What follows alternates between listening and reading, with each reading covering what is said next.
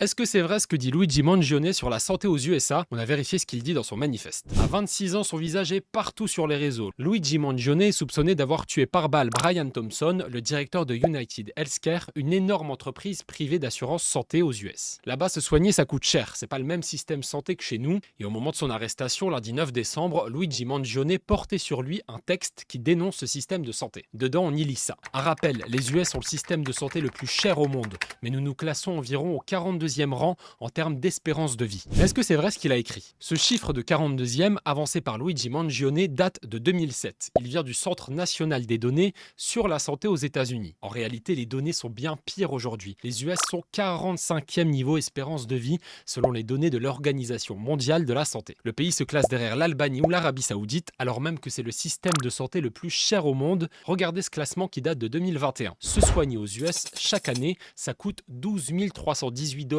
par Américain. Le deuxième pays le plus cher au monde pour se soigner, c'est l'Allemagne. 7 383 dollars par personne. Une énorme différence entre les deux, alors qu'on parle juste des deux plus chers, sans même parler de tous les autres derrière. Forcément, les Américains sont en colère contre ce système de santé. L'affaire Luigi Mangione fait peur aux autorités. Selon le journal New York Times, la police s'inquiète qu'il ne soit perçu comme un martyr par certains et comme, je cite, un exemple à suivre.